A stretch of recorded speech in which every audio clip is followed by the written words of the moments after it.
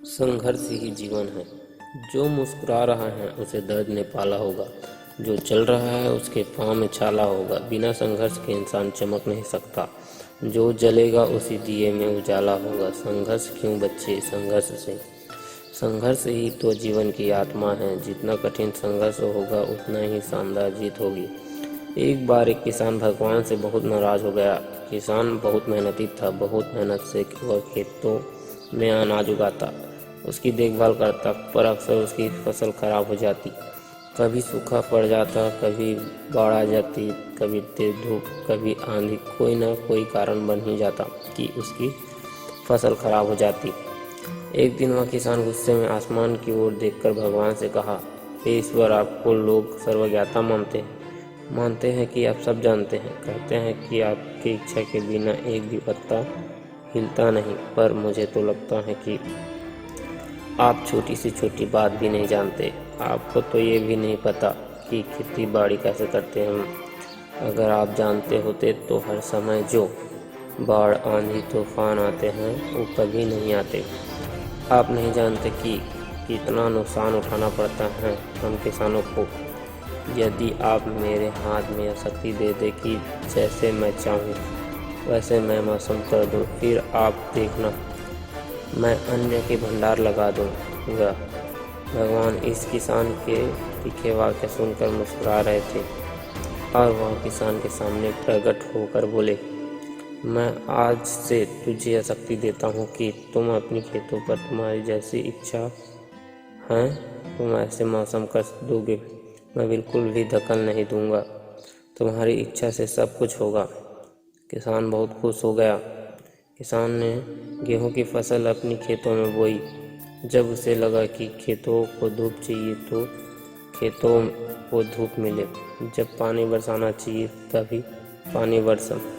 आंधी, तूफान, बाढ़ कुछ भी उसने अपने खेतों पर आने नहीं दिया। किसान के खेत में इस वर्ष ऐसी फसल हुई जैसे कि कभी नहीं हुई थी।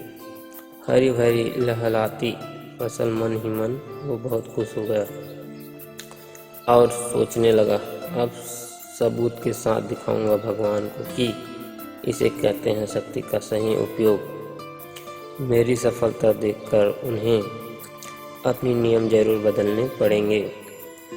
कुछ दिन गुजरे, फसल कटने को तैयार हो गए।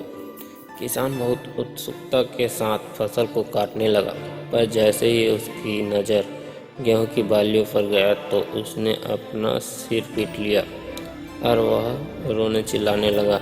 गेहूं की एक भी बाली के अंदर गेहूं का दाना नहीं था। सारी बालियां अंदर से खाली थी।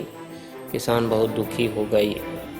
उसने भगवान को रोते हुए फिर पुकारा, हे प्रभु, तुमने ये मेरे साथ क्या किया?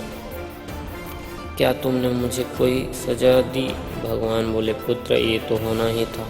तुमने पौधे को संघर्ष करने का मौका ही कहाँ दिया। न तो तुमने उन्हें आंधियों से जूझने दिया, न तेज बारिश से सहने दिया और न ही धूप में तपने दिया।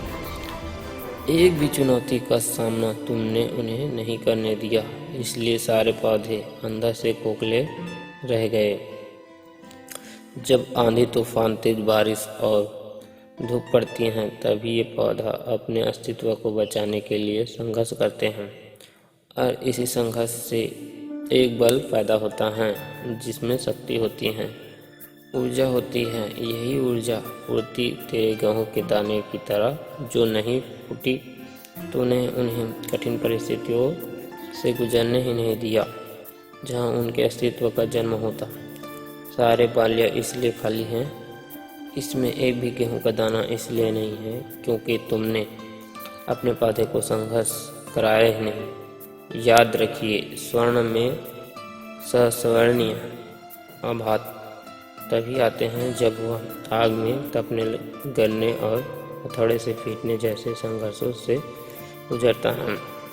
कोयले का टुकड़ा हीरा तभी बनता है जब वह उच्च दाब और उच्च ताप की मुश्किल परिस्थितियों से गुजरता है। इसी तरह यदि हमारी ज़िंदगी में कोई संघर्ष ही ना हो, कोई चुनौती ही ना हो, तो हम भी गेहूं की बालियों की तरह खोखले रह जाएंगे। कोई अस्तित्व नहीं होगा हमारा। विपरीत परिस्थितियाँ, चुनौतियाँ, समस्याएं हमें और अधिक निखारती हैं। यदि जीवन में कठिन परिस्थितियाँ और चुनौतियाँ आए तो घबराना मत, बल्कि सामना करना। विश्वास करना कि आप और अधिक निखर जाओगे और अधिक मजबूत बन जाओगे। किसी ने कितना सही कहा, जिंदगी जीना आसान नहीं होता, बिना संघर्ष कोई महान नहीं होता। जब तक न पड़े हथौड़े की चोट, तब तक पत्थर भी भगवान नहीं होता। धन्यवाद दोस्तों।